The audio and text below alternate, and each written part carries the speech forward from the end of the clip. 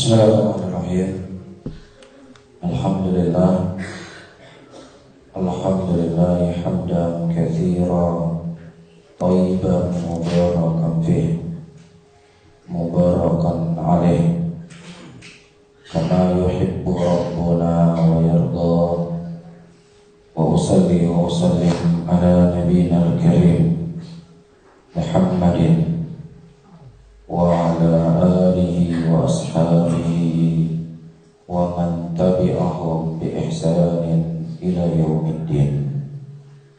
Saudara-saudaraku kaum muslimin dan kaum muslimat rahimani wa rahimakumullah, sebelum kita memulai pengajian di subuh hari ini, Rasulullah sallallahu alaihi wasallam menyebutkan di dalam hadisnya, la yashkurullah man la yashkurun nas.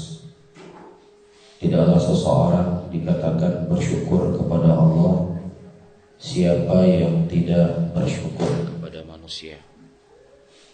Oleh karena itu kami ingin haturkan terima kasih jazakumullahu khairan kepada imam masjid atau DKM masjid yang telah memberikan kepada kami kesempatan menyampaikan sepatah dua patah kalimat.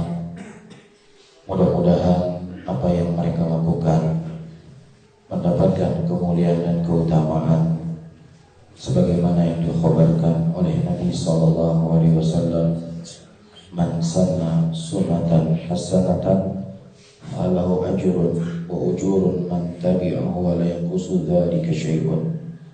Barang siapa yang seseorang membuat sebuah jalan dari jalan kebaikan, maka dia akan mendapatkan pahala dan pahala orang-orang yang mengikuti kebaikan tersebut. Amin ya rabbal alamin. Saudara-saudaraku kaum muslimin dan kaum muslimat, perjalanan kehidupan kita di dunia ini penuh dengan ujian dan cobaan. Kita belum dianggap lulus sebelum kita menutup kematian kita dengan ucapan kalimat tauhid la ilaha illallah. Maka akhir kalamihi la ilaha illallah dakhala al-jannah. Barang siapa yang seseorang akhir ucapan menutup kehidupannya di dunia ini dengan kalimat la ilaha illallah, maka dia akan masuk surga. Jadi sebelum kita bisa memastikan mengucapkan kalimat ini, maka tidak ada satupun yang hadir di sini, tidak saya, tidak para bapak-bapak dan ibu-ibu, ada jaminan. Bersama dengan itu, begitu banyak faktor-faktor yang terus menggiring kita dari jalan kebenaran ini, menggiring kita dari ketaatan kepada Allah Subhanahu wa ta'ala.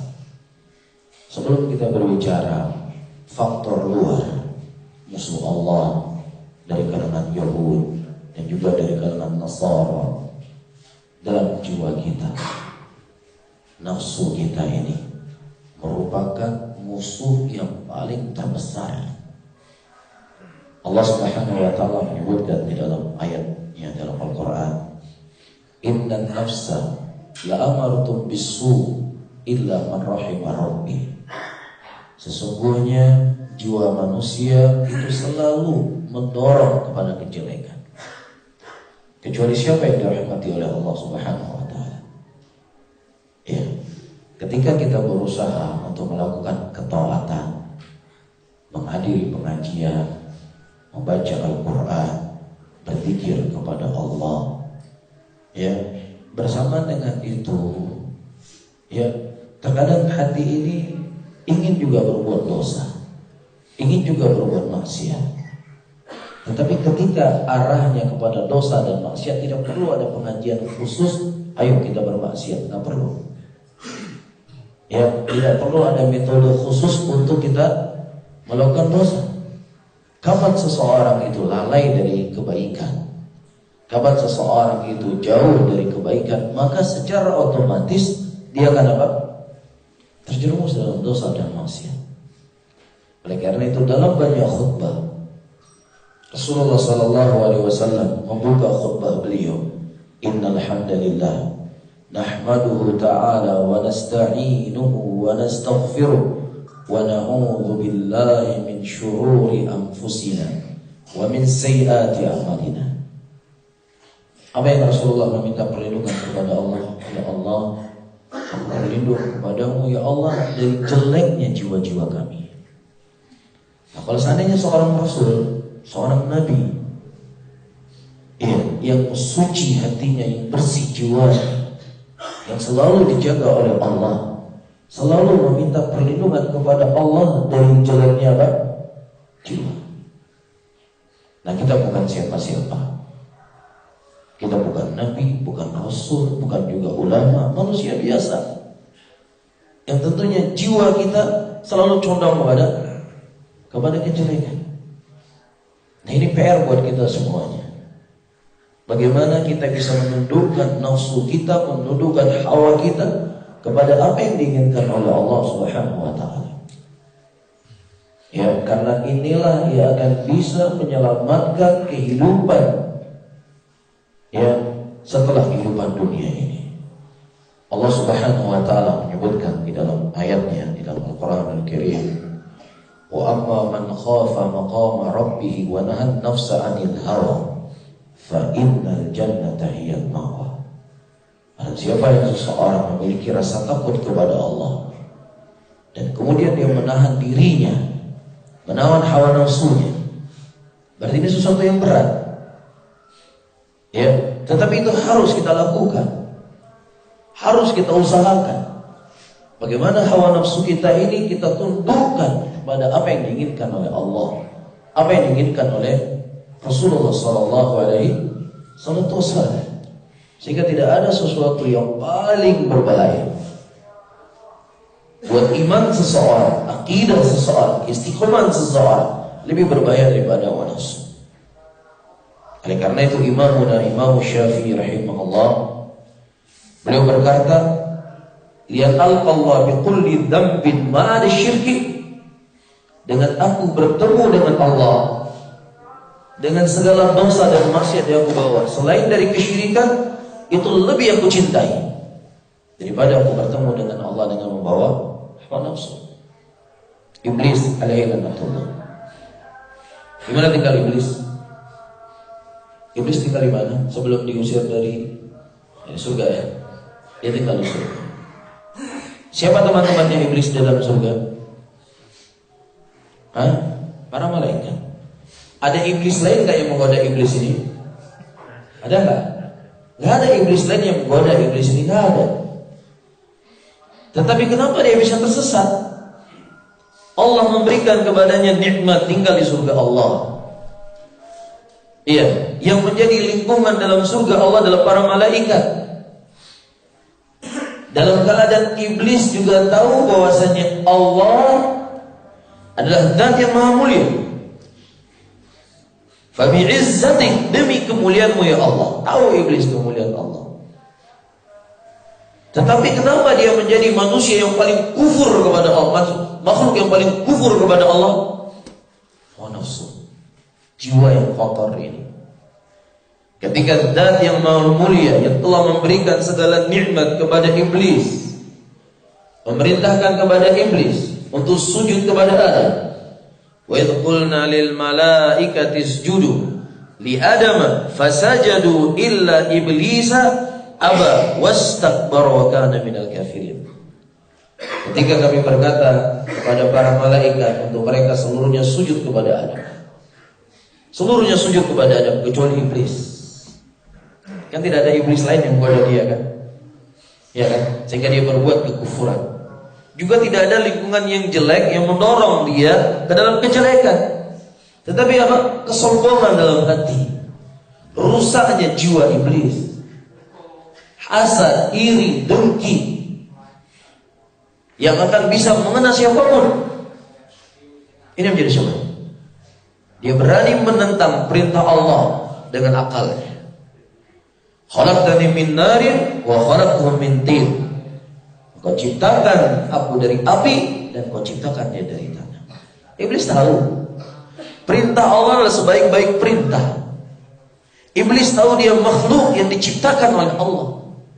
Tetapi kenapa dia berani menentang Allah Rabbul Alamin? Hawa nafsu. Hawa nafsu. Nah, ini yang perlu kita kontrol, Bapak-bapak dan Ibu. Ya, ini perlu kita kontrol. Bagaimana cara kita mengontrolnya?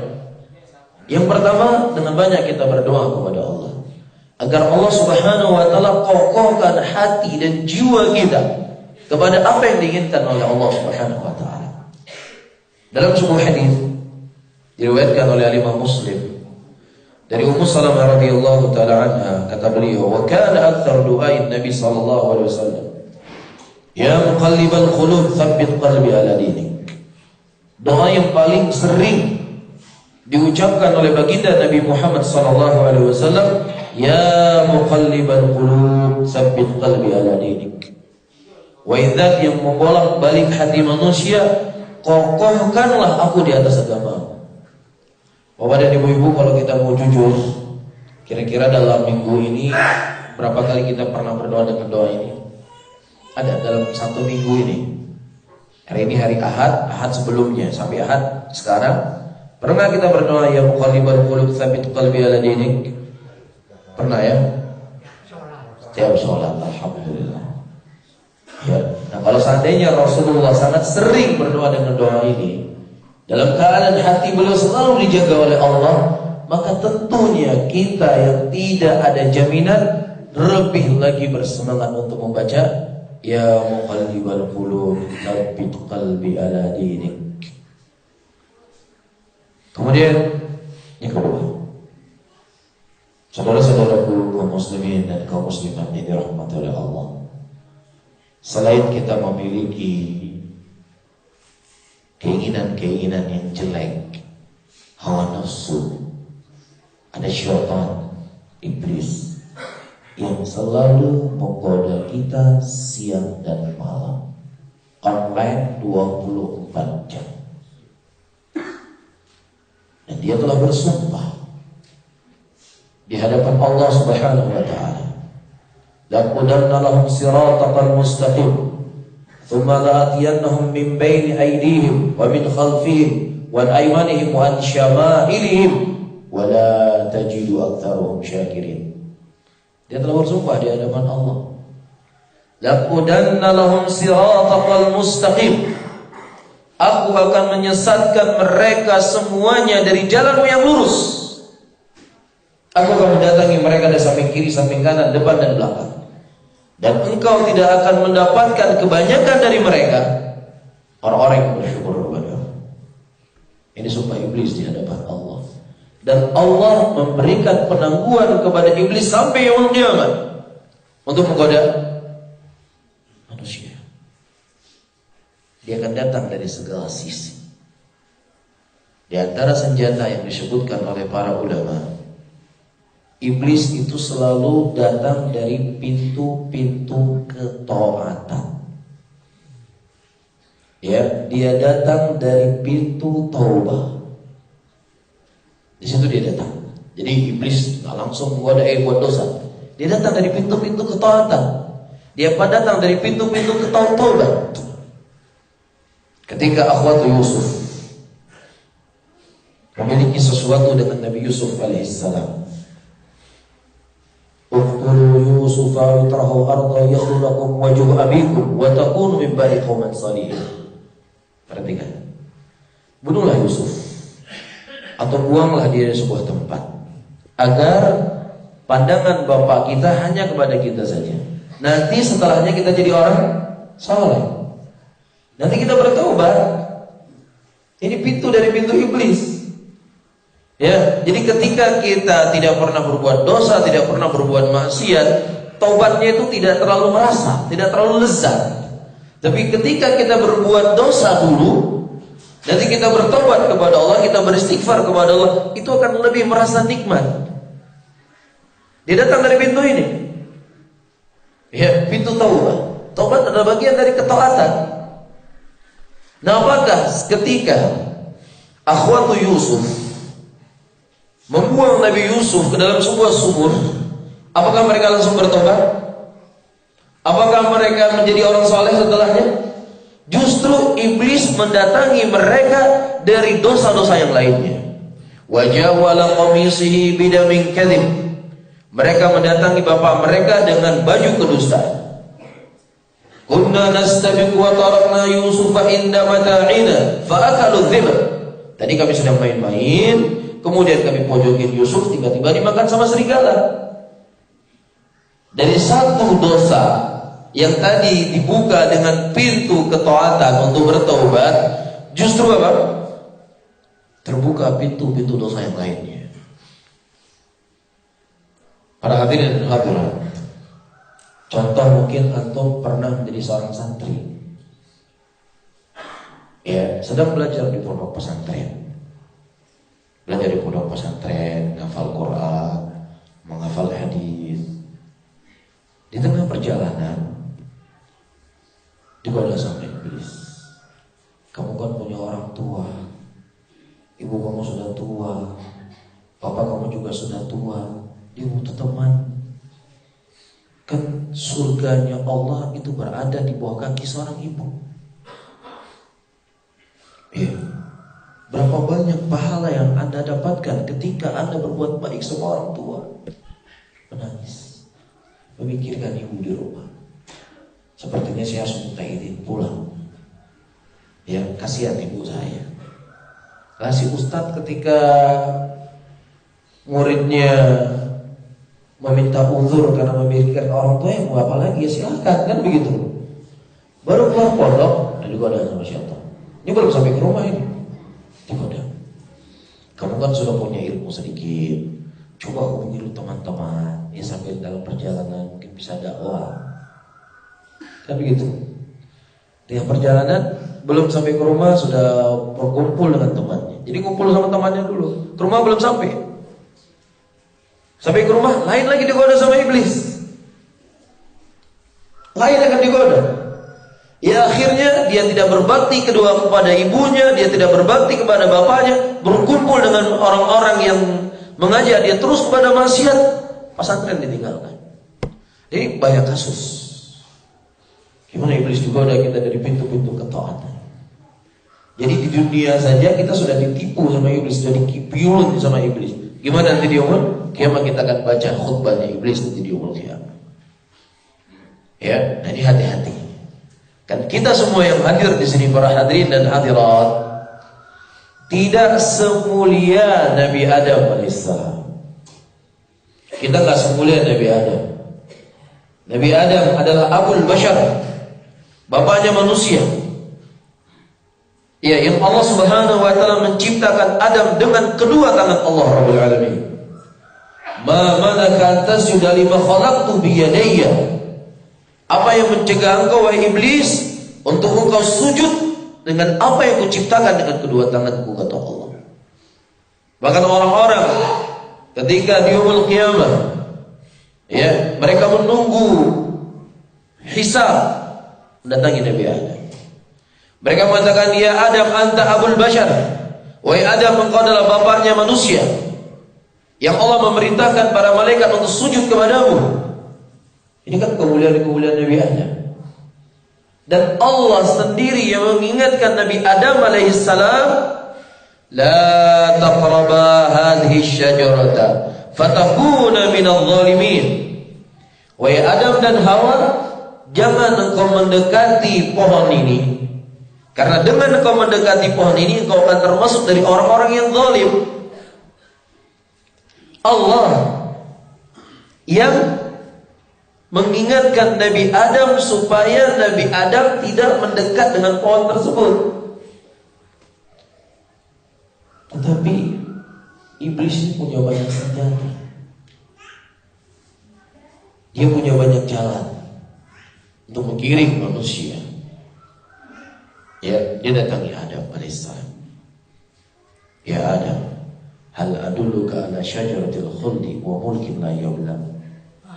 Wahai Adam, maukah aku tunjukkan kepada engkau buah yang akan membuat engkau lebih kekal di dalam surga, ya, dan kerajaan yang tidak pernah hilang. Perhatikan ibu-ibu dan bapak-bapak.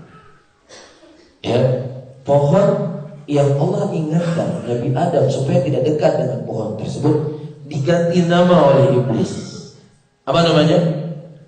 Syajaratul khuldi, pohon abadi. Jadi hati-hati ya, menamakan pohon khuldi. Siapa yang pertama kali menamakan pohon itu pohon khuldi? Iblis. Hal adulluka ala syajaratil khuldi wa mulkin la yabla. Wahai Adam, maukah aku tunjukkan kepada engkau pohon yang akan membuat engkau abadi? Jadi dari senjata iblis, bapak-bapak dan ibu-ibu, dari senjata iblis, sesuatu perkara yang itu adalah menjijikkan, diganti nama. Namanya apa? Diganti itu akan menjadi orang mudah untuk menerima. Mohon maaf ya, mohon maaf. Para remaja hari ini, remaja putra, remaja putri, secara keumuman di negara kita, nasallallahu salamata wal afiyah. Kalau sudah pacaran itu sudah seperti apa? Seperti suami istri kan? Ila rahimahullah, kan begitu. Ya, sudah seperti suami istri. Coba misalnya seorang ibu mengatakan, ini teman zina anak saya. Ngeri gak dengarnya? Ngeri gak dengarnya? Ya, ini teman zina putri saya. Ngeri gak dengarnya? Tapi iblis mengubah namanya menjadi apa? Pacar. Ini pacar anak saya. Biasa gak dengarnya? Padahal itu gak boleh, haram. Tapi ketika diganti dengan kalimat pacar, bahkan ibu-ibu senang, anak saya itu pacarnya sudah banyak sekarang. Ya, pacarnya ganti-ganti. Bahkan ibu-ibu hari ini khawatir kalau anaknya gak punya pernah pacaran. Kamu kok gak punya pacar? Itu tetangga kita si Kulana itu, Masya Allah banyak pacarnya. Ibu-ibu hari ini khawatir, ya malu kalau anak perempuannya gak punya pacar. Nauzubillah. Ya, inilah permainan iblis, menggoda, mengganti-ganti nama. Ya, kesyirikan diganti nama nanti jadi kebudayaan dan seterusnya. Ini permainan-permainan iblis yang mengiring manusia ke dalam ya kemaksiatan. Nah, Nabi Adam alaihissalam, para hadirin hadirat yang dirahmati oleh Allah, ya seorang nabi yang kita tidak sebaik Nabi Adam, kita tidak semulia Nabi Adam. Karena hebatnya iblis menggoda Nabi Adam. Ya, sampai-sampai Nabi Adam lupa kalau Allah pernah melarang beliau mendekati pohon tersebut. Sebagaimana dijelaskan oleh Imam Nawawi dalam kitab Syarah Sahih Muslim. Lupa Nabi Adam. Karena hebatnya iblis di dalam retorika. Hebatnya dia menyusun kalimat, ya Adam, hal adulluka ala syajaratil khuldi wa mulkin la yabla. Wahai Adam, maukah kutunjukkan kepada engkau sebuah pohon abadi dan kerajaan yang tidak akan pernah punah? Engkau akan tinggal di surga selama-lamanya. Maka Nabi Adam alaihissalam tua tadi.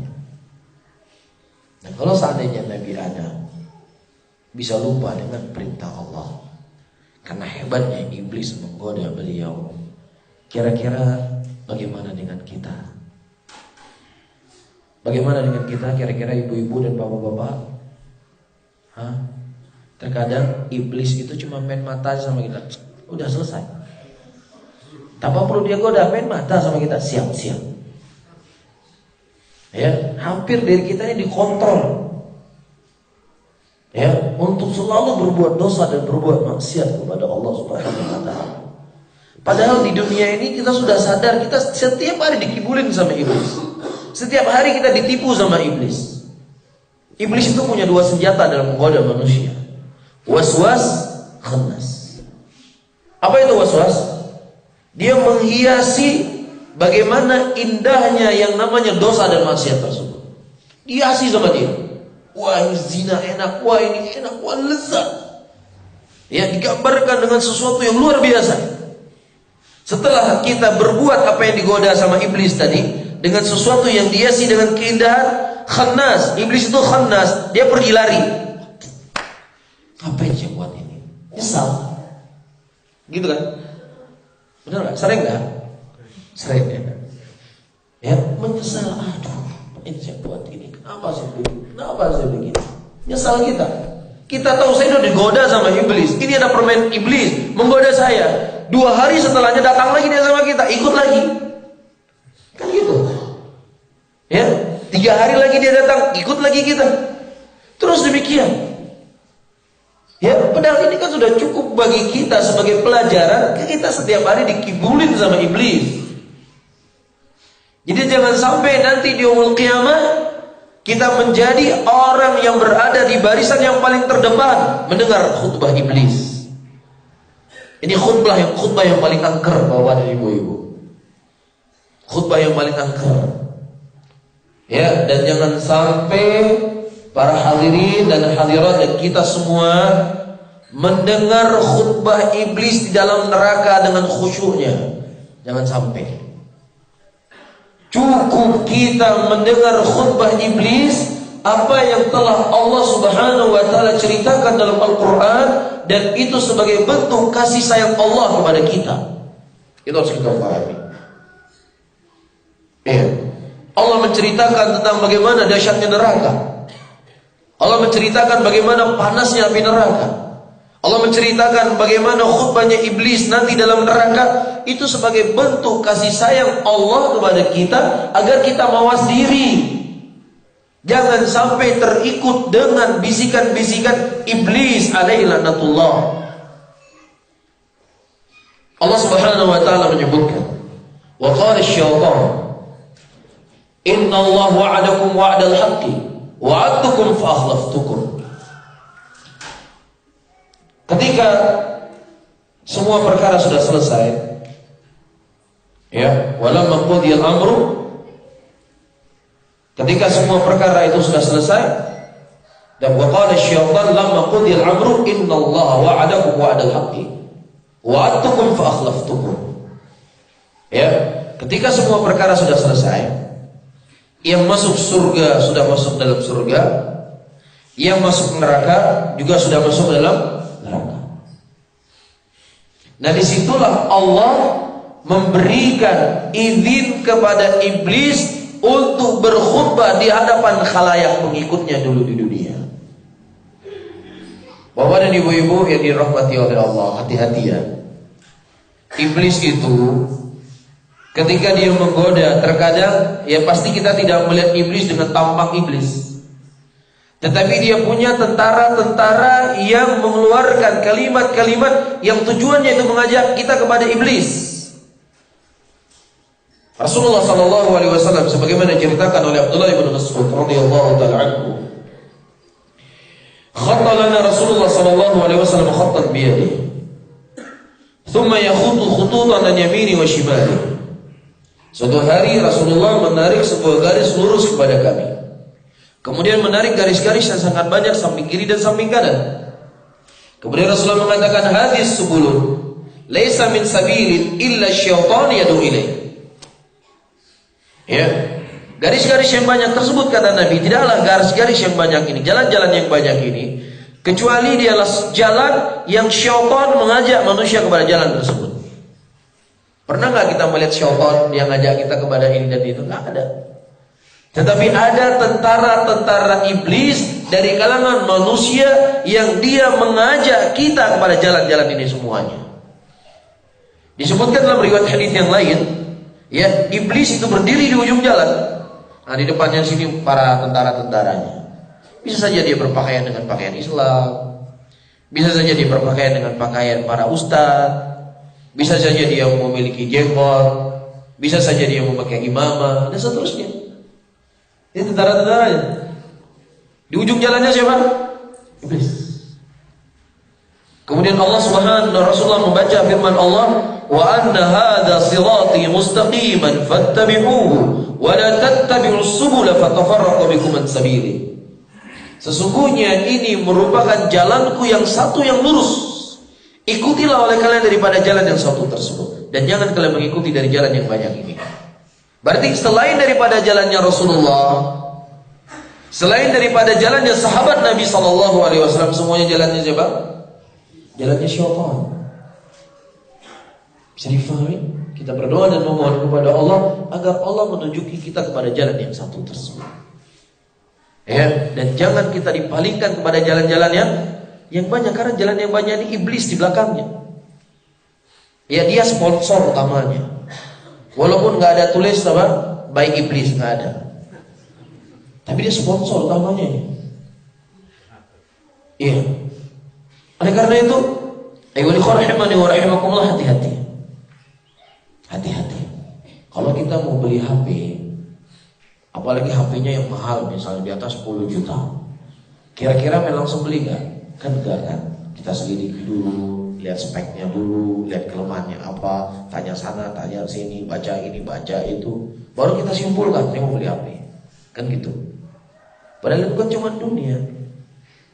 Ya, nah kalau seandainya perkara dunia, kalaupun rugi ya rugi 10 juta. Ya, dan dalam urusan akhirat seharusnya kita harus lebih berhati-hati. Karena urusannya adalah dunia dan urusannya akhirat kita. Urusannya adalah surga dan neraka. Bukan urusannya cuma 10 juta. Ya, bukan urusannya cuma sebatas kehidupan yang fana ini, tetapi urusannya adalah surga dan neraka kita. Kita kembali apa yang Allah sebutkan. Ini kajiannya sampai jam berapa? Sampai jam 6.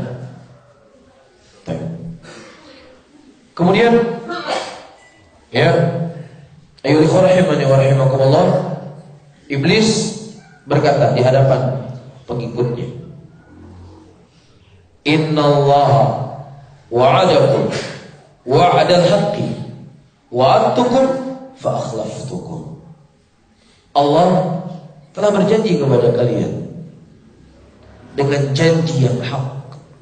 Man amila salihan min dzakari aw untha fa huwa mu'min falanuhyiyannahu hayatan thayyibah.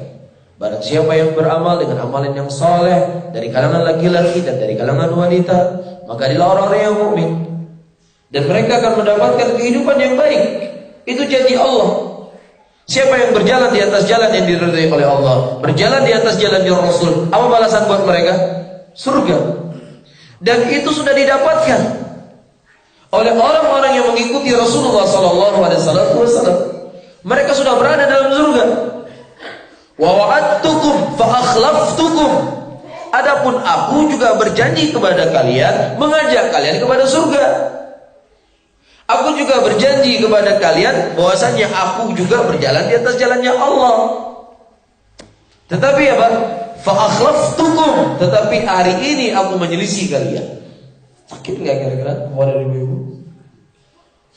Perhatikan Allah menyebutkan dalam ayatnya, alladzina dhalla sa'yuhum fil hayatid dunya. Alladzina dhalla sa'yuhum fil hayatid dunya wa hum yahsabuna annahum yuhsinuna sun'a.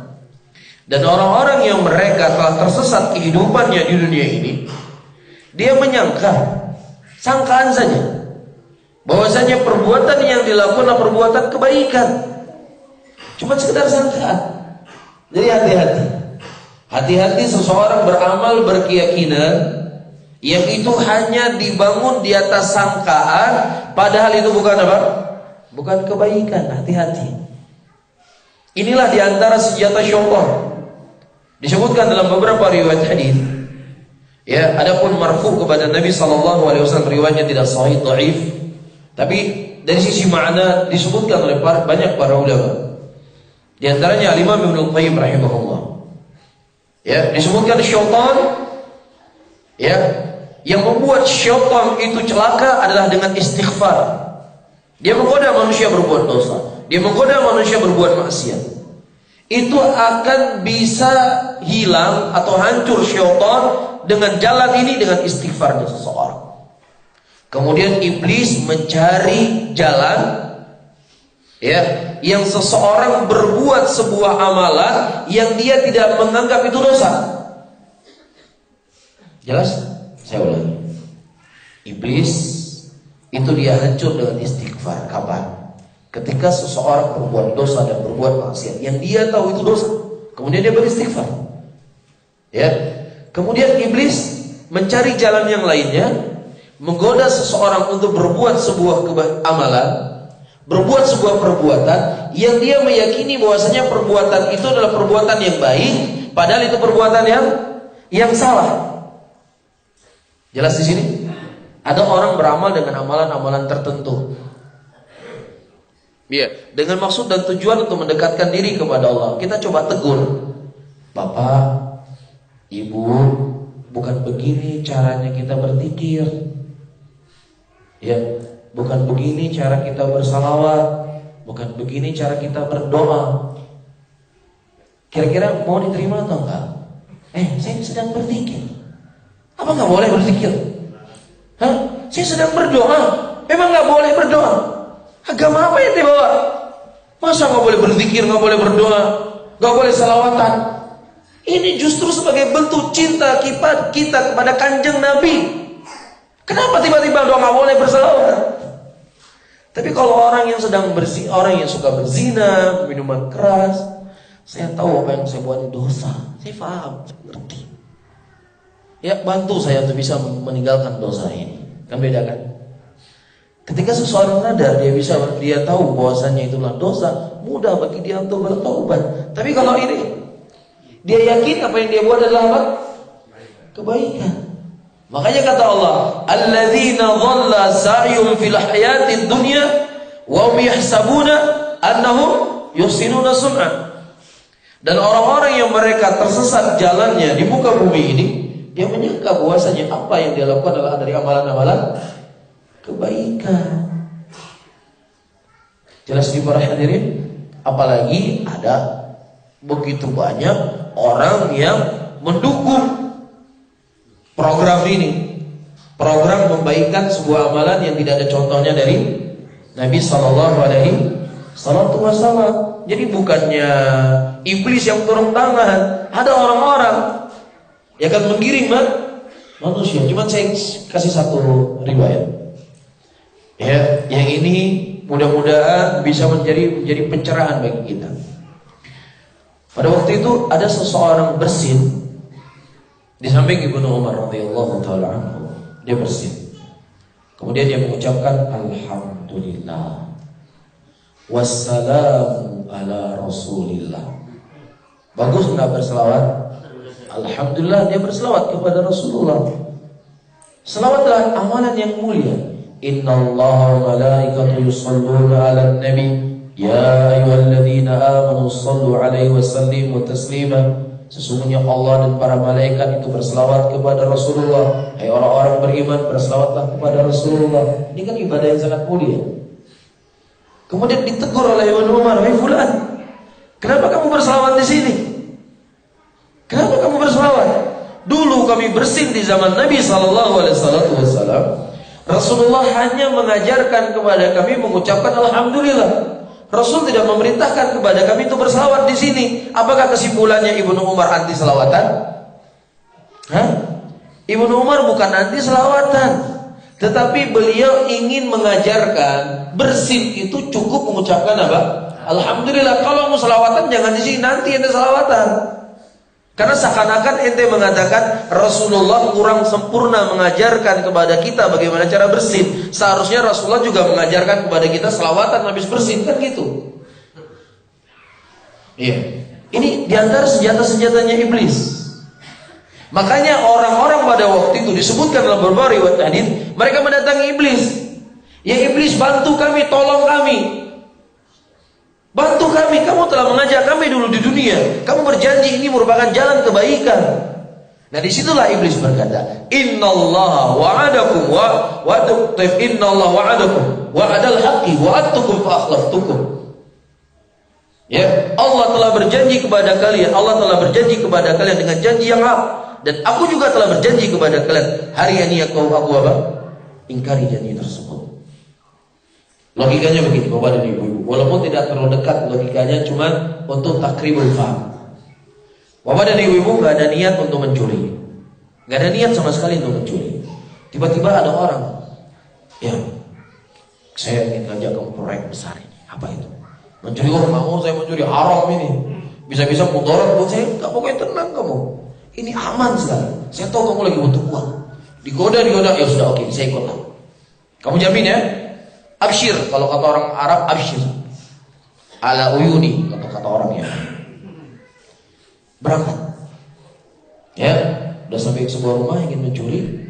Tiba-tiba datang satpam, pemilik rumah terbangun, menjeritlah pemilik rumah, maling.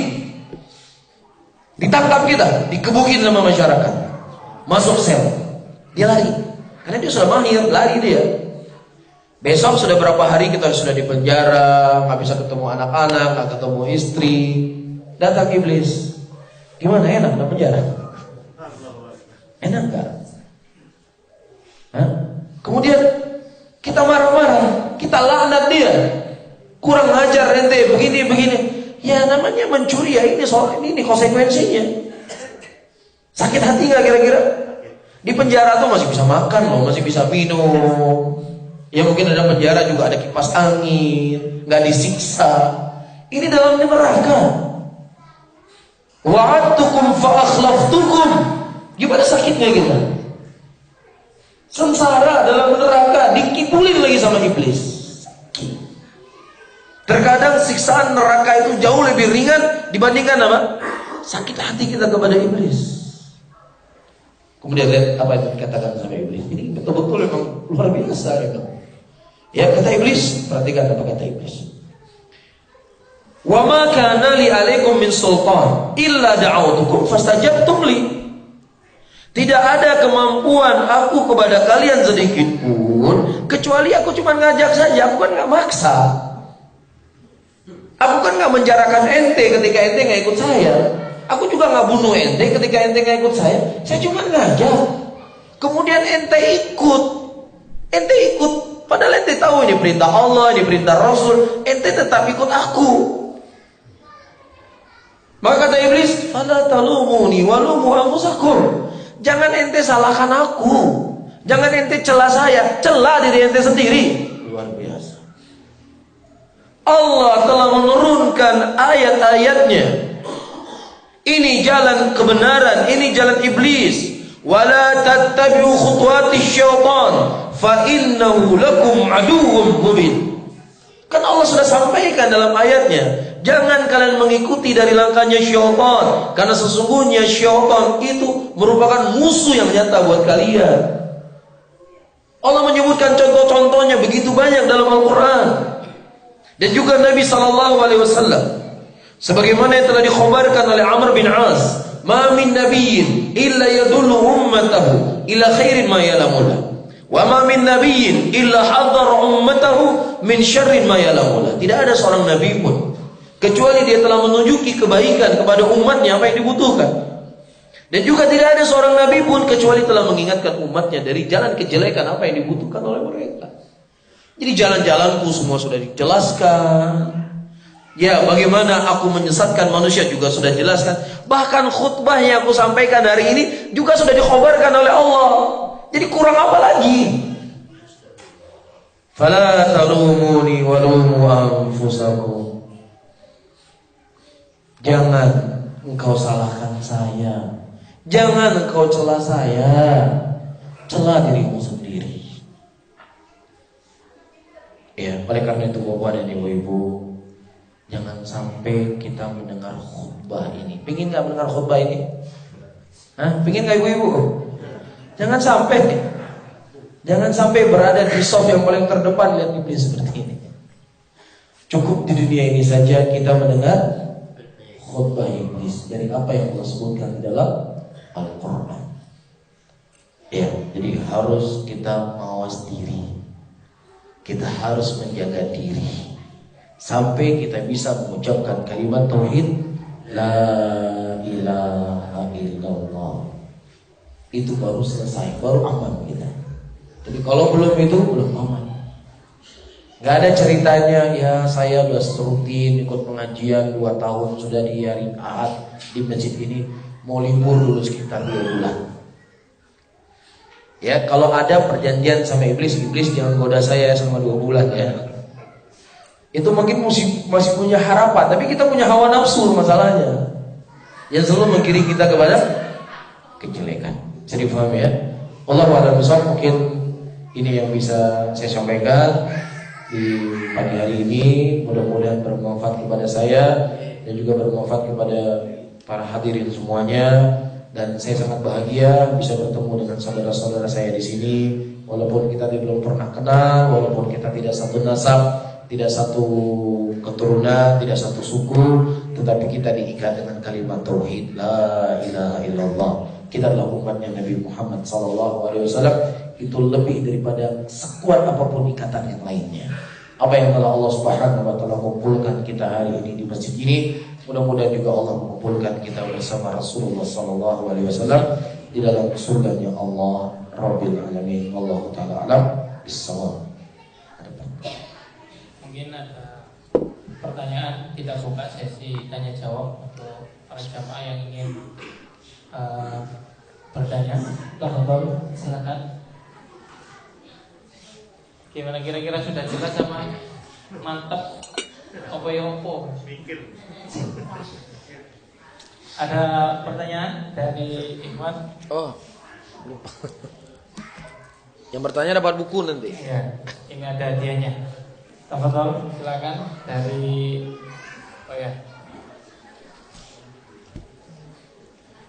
Muhammad.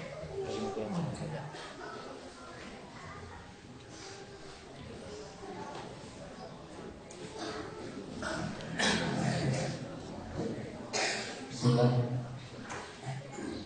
Ustaz, ada satu pertanyaan buat saya. Ketika di mayoritas masyarakat itu berkembang kebudayaan yang sifatnya itu kebid'ahan, jadi suatu ibadah yang tidak ada contohnya dari Rasulullah SAW. Iya. Dan kita hidup di tengah-tengah masyarakat yang seperti itu. Iya. Apakah dari sini termasuk jebakan iblis itu bisa masuk ke dalam amalan-amalan mereka?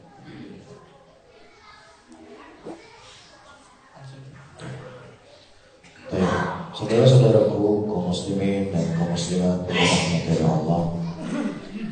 Yang pertama yang perlu kita ketahui, Rasulullah SAW menyebutkan dalam hadisnya, la yu'minu ahadukum hatta yuhibba li akhihi ma yuhibbu li nafsihi.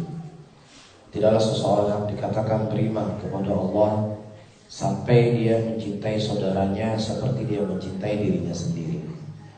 Ketika kita tidak suka dengan perbuatan-perbuatan yang menjadi sunnah Rasulullah, kita benci dengan perbuatan-perbuatan bid'ah, kita juga harus benci itu terjadi pada saudara kita. Jangan sampai saudara kita terjatuh dengan perbuatan yang seperti itu, yang itu tentunya merupakan jerat-jerat iblis. Berarti apa? PR untuk kita semuanya. PR kita semuanya untuk menyelamatkan diri kita dan menyelamatkan saudara kita muslimin, untuk mereka berpegang teguh dengan apa yang datang dari Nabi SAW dan mereka melepaskan itu semuanya. Ini PR buat kita. Nah, bagaimana cara kita bisa menyampaikan kebaikan itu di tengah-tengah muslimin? Dengan cara yang baik, dengan cara yang sopan, dengan cara yang santun. Ya, mari kita berdoa kepada Allah Subhanahu wa taala agar Allah memberikan hidayah kepada kita dan juga kepada saudara kita muslimin. Jangan kita musuhi saudara kita. Yang kita musuhi adalah kebid'ahan itu. Yang kita musuhi adalah maksiat itu. Karena kalau kita juga musuhi orangnya sekaligus, ya kita takutkan tidak ada usaha bagi kita untuk menyelamatkan mereka. Pokoknya kalau lihat saudara kita lihat Fir'aun, itu bukan hal yang baik. Bukan hal yang baik, ya. Lain halnya orang yang memang penyuruh, pembuat tokoh dan sebagainya. Kita bicara saudara kita muslimin, mayoritas masyarakat muslimin yang terkadang mereka cuma ikut-ikutan. Paham sih maksud saya? Mereka cuma ikut-ikutan. Ya, nah bagaimana caranya kita bisa merangkul mereka? Satu, ayat kedua. Bapak dan ibu-ibu yang dimuliakan oleh Allah, kalau kita tidak bisa menyelamatkan orang lain, ku anfusakum wa ahlikum nar, jagalah dirimu dan keluargamu dari api nerakanya Allah. Jelas, kalaupun kita tidak bisa mengajak dia, yang penting jangan sampai kita terjerumus di situ. Jangan sampai terjerumus. Cuman terkadang ada penyakit tidak enakan. Nah, ini masalahnya nih. Nggak enak, saya kan tokoh masyarakat. Saya hadir-hadir aja diem aja nanti nggak ikut-ikutan. Ini kadang jadi masalah. Ya. Nah sekarang bapak-bapak dan ibu-ibu yang dimuliakan oleh Allah. Ya, kalau kita tidak enakan dengan manusia, kita ikut apa yang dia inginkan, kira-kira dia bisa menyelamatkan kita enggak ketika datang malaikat maut ingin mencabut nyawa kita? Oh tunggu dulu sahabat saya, jangan cabut nyawa dulu. Mungkin bisa nggak dia bantu kita? Dia nggak bisa bantu kita. Begitu juga ketika malaikat bertanya kepada kita, marrobu wa manabik, apakah dia bisa membantu kita? Dia nggak bisa membantu kita. Ketika kita diperhadapkan di hadapan Allah, Allah akan bertanya kepada kita, apa yang telah kita lakukan di dunia ini? Apakah mereka bisa membantu kita? Kalau mereka tidak bisa membantu kita, ya tidak bisa menolong kita, apa urusannya kita dengan mereka? Ya, masing-masing kita akan mempertanggungjawabkan amalan kita sendiri. Makanya saya katakan tadi apa? Ku anfusakum wa ahlikum nar. Maka dalam urusan agama, buanglah hal-hal yang tidak enak. Kita khawatir kita akan terjerumus kepada pintu-pintu kesesatan. Di antara sebab Abu Thalib tidak mau masuk Islam karena tidak enakan. Kalau bahasa Aceh, hana mangan. Kalau bahasa Jawa apa? Hah? Pokebo. Sungkan, pekebo, gitu-gitu lah. Iya. Abu Thalib, bapak dan ibu-ibu, dia tahu persis bahwasanya agama Nabi Muhammad adalah sebaik-baik agama. Laqad alimtu bi anna dina Muhammadin dinul bariyah. Saya telah mengetahui bahwasanya agama Muhammad sebaik-baik agama. Paham dia? Tahu. Ya bahkan Abu Thalib sangat senang kalau seandainya ada orang masuk Islam. Dia benci kalau ada orang yang mengganggu Rasul sallallahu alaihi wasallam. Kurang apa coba? Hidayahnya sudah jelas, sudah. Hidayatul irsyad sudah jelas, paham dia. Tapi ketika di masa-masa dia sakit atau ketika dia akan meninggal, datang orang yang paling dicintai oleh beliau. Siapa itu? Rasul sallallahu alaihi wasallam. Biasanya kan orang yang sakit itu kan hatinya halus lembut kan. Mudah menerima nasihat. Apalagi yang menasihat adalah orang yang paling beliau cintai. Apalagi yang dinasihati itu dia paham itu betul, nggak ada yang salahnya. Ini kan 3 faktor yang membuat Abu Thalib seharusnya bisa masuk Islam. Tetapi apa? Ketika Rasulullah mengatakan, ya ammi qul kalimatan, wahai pamanku, ucapkanlah sebuah kalimat, ya akan aku bela kamu nanti di hadapan Allah. Ada Abu Lahab di situ dan teman-temannya. Atarghabu an millati Abdul Muttalib? Apakah engkau benci dengan agama nenek moyangmu? Akhirnya dia tidak mau mengucapkan la ilaha illallah karena tidak enakan, sungkan, anamangan, dan seterusnya. Bisa dipahami bapak dan ibu-ibu? Kalau kita ingin menuruti keinginan manusia itu gak ada habis-habisnya, gak ada ujung-ujungnya. Makanya Imam Syafi'i rahimahullah, keinginan manusia itu tidak akan berakhir. Nah paling penting bagi kita apa? Apa yang diridhoi oleh Allah. Bukan juga kita mau persekusi orang, gak perlu. Dia boleh jadi, ayo kita rame-rame, serang, serbu. Itu bukan etika kita, gak perlu. Ya, ketika kita tidak bisa menyelamatkan orang, ya sudah, kita selamatkan diri kita sendiri. Kita doakan saudara kita agar mendapatkan diri kita dan mereka juga hidayah. Kan simpel kan? Simpel, nggak perlu kita teriak-teriak. Ya ini begini, kamu neraka semuanya nanti. Nggak perlu. Bukan begitu cara kita menyampaikan kebaikan di tengah-tengah saudara kita muslimin. Jelas ya? Allah a'lam. Ada lagi? Ada. Bapak.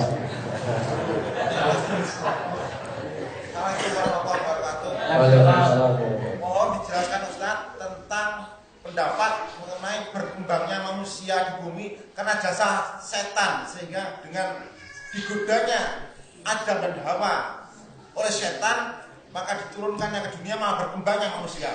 Terima kasih. Berarti kita berterima kasih sama iblis. Itu pendapat, mohon dijelaskan pendapat itu. Tolong kasih ke Bapak. Jazakallah khairan. Bapak dan ibu-ibu yang dimuliakan oleh Allah, segala sesuatu yang terjadi di muka bumi ini semuanya adalah kehendak Allah Rabbul Alamin. Bahkan daun-daunan yang jatuh di tengah hutan itu adalah kehendak Allah. Dedaunan itu tidak akan jatuh kecuali Allah telah berkehendak di situ. Segala sesuatu, apa yang ada di langit dan bumi itu di bawah kerajaan Allah Rabbul Alamin. Wallahu khalaqakum wa ma ta'malun. Allah Subhanahu wa taala menciptakan kalian dan menciptakan apa yang kalian amalkan. Yang kedua, justru gara-gara iblis kita tinggal di dunia ini. Kalau seandainya iblis itu bukan gara-gara dia, kita sudah tinggal di dalam surga. Karena Nabi Adam dan Hawa itu suami istri, berkembang sebagaimana berkembangnya dunia ini. Makanya ketika Nabi Musa alaihissalam berdebat dengan Nabi Adam, kata Musa alaihissalam, ya Adam, gara-gara engkau kita tinggal di dunia, seharusnya kita berada dalam surga. Kata Nabi Adam, sudah qadarullah, sudah takdir Allah. Jelas ya? Jadi justru kalau iblis tidak menggoda, gimana kita? Ya surga, nggak perlu kerja, kan gitu, nggak perlu sholat. Berarti iblis bukan berjasa buat kita. Dia justru apa? Membuat kita tinggal dunia yang penuh banyak ujian, cobaan dan seterusnya. Tetapi itu juga tidak lepas dari takdir Allah. Allah alam bisawab. Jawab Terakhir. nanti jadwal majelis. Terima kasih. Ya Bapak. Mohon maaf sebelumnya karena waktu sudah habis. Ya. Kami semakin hari semakin apa yang dijelaskan semakin ada ketakutan. Nah, alhamdulillah. Karena kami dari Masjid Muhammad Khotbah ini sering berdakwah di daerah pinggiran, di daerah orang-orang yang berpaham apa ya animisme dan sebagainya. Dakwah kami di sana itu pasti akan memasuki yang dikatakan budaya mereka. Ya. Tanpa masuk itu kami akan sulit untuk menjelaskan dakwah di sana. Maaf, kami sering melakukan apa yang dikatakan tadi itu budaya yang kami masuki untuk mengenalkan Islam di dalamnya. Ya. Kami ketakutan karena budaya itu kami masuki. Terima kasih. Baik, sama-sama Bapak. Sekarang saudara-saudara muslimin dan muslimat yang dirahmati oleh Allah, budaya Islam tidak memerangi budaya secara keseluruhan. Ya, makanya di sana para ulama membuat sebuah kaidah al-adatu muhakkamah. Adat, kebiasaan, ya, itu bisa menjadi sebuah hukum. Namun kapan adat itu bisa menjadi sebuah hukum? Ketika adat tersebut tidak menyelisihi syariat itu sendiri. Tapi kalau seandainya budaya atau kebiasaan itu menyelisih syariat, maka tidak boleh seorang pun untuk mengamalkannya. Nabi SAW adalah manusia yang paling beretika dalam bergaul. Beliau orang yang paling bermasyarakat. Beliau orang yang paling tahu tentang kearifan lokal. Beliau yang paling tahu di mana bumi kita pijak, di situ langit kita junjung. Rasulullah lebih ngerti hal itu dibandingkan kita. Sepakat ya? Sepakat. Sudah menjadi kebiasaan orang-orang Mekah pada waktu itu, mereka punya keyakinan budaya tatayur. Tatayur itu yaitu seseorang menggantungkan keberuntungan dan kerugian dengan suara burung. Jadi kalau ada suara burung, wah ini tanda-tanda baik. Kalau ini, wah ini tanda-tanda jelek. Ini kebiasaannya orang-orang jahiliyah. Dan Nabi SAW orang yang paling tahu tentang kearifan lokal. Beliau mengatakan apa? La tiara, gak ada yang namanya itu semuanya. Apakah kemudian kita katakan Rasulullah tidak menghargai kearifan lokal? Tidak. Kearifan lokal ini merupakan kearifan lokal yang berbau kesyirikan. Dan dunia ini bukan milik masyarakat A, bukan milik masyarakat B. Apa yang ada di langit dan bumi adalah milik Allah. Tidak ada satu sentit pun tanah yang ada di muka bumi ini kecuali itu milik Allah. Ketika itu milik Allah, maka tidak ada bagi kita kecuali menjalankan apa yang telah diatur oleh Allah. Adapun dia di dunia ini cuma tinggal, numpang tinggal. Iya. Sehingga tidak bisa kemudian budaya kearifan lokal lebih hebat daripada syariat. Karena dunia ini milik Allah, bukan milik dia, bukan milik siapapun. Jelas ya? Dan kemudian bahwa dari ibu-ibu, kita bisa berdakwah tanpa harus melakukan hal itu semuanya. Jangan memaksa diri. Wa ma ana minal mutakallifin. Itu dakwahnya para nabi. Tidaklah kami termasuk daripada orang yang terbebani. Yang paling penting fasda bima tu'mar. Jalani oleh engkau apa yang Allah perintahkan.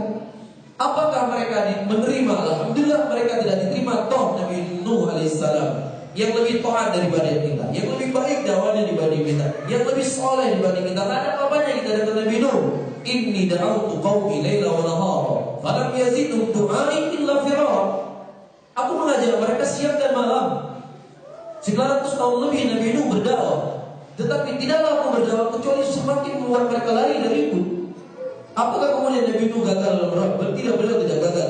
Beliau Nabi yang berhasil dalam berdakwah. Karena dakwah itu tidak dilihat berapa ikut. Tapi dakwah yang dilihat apakah sesuai dengan jalan Allah atau tidak. Ya, kita sampaikan diterima, alhamdulillah. Tidak diterima, saya tidak lebih baik daripada Nabi Nuh. Saya tidak lebih baik daripada Nabi Ibrahim. Toh orang-orang yang mereka cintai juga tidak masuk. Kan gampang, simpel kan? Jadi nggak perlu kita membuat hal-hal yang itu membakar diri kita sendiri, yang membinasakan diri kita sendiri, yang toh kita celaka dia juga tidak bisa mendapatkan manfaat dan hidayah. Yang semampu kita diterima, alhamdulillah. Nggak terima, mungkin kita pakai cara yang lain. Ya, kita tanpa perlu ikut budaya mereka bapak dan ibu-ibu. Mungkin kita sering-sering buat acara sosial, buat sunat masal, membagi sembako gratis, membagi daging kurban. Saya rasa ini lebih membuat apa? Mereka menerima. Tanpa kita harus ikut budaya-budaya yang bau syiriknya. Ya, ini kurban, nanti hari raya kurban. Ayo, berapa ada hewan kurban di sini? Berapa ekor kita kirim ke daerah perbatasan? Itu insya Allah akan lebih menerima. Pas musim sekolah, anak liburan sekolah, kita bawa para dokter, kita buat sunat masal, kita bagi kain sarung, bagi baju koko, dikasih jajan. Ya, ketika musim-musim sawah mungkin tidak ada sawah, sudah kita buka sembako diskon 50%. Itu saya rasa lebih memberikan pengaruh besar buat mereka dibandingkan kita cuma ikut budaya yang membakar diri kita dan mereka juga tidak dapat hidayah. Jelas ya? Karena seseorang ketika perutnya itu sudah terisi, insya Allah hatinya mudah untuk berkata. Ya, ini faktornya dan metode untuk kita sallallahu alaihi wasallam. Mungkin yang bisa saya sampaikan, mudah-mudahan bermanfaat bagi saya sendiri dan juga bagi hadirin dan akan semuanya. Saya akhiri Allahumma shalli ala Muhammadin wa ala alihi wa ashabihi wa man tabi'ahum bi ihsan ila yaumil din. Wassalamualaikum warahmatullahi wabarakatuh.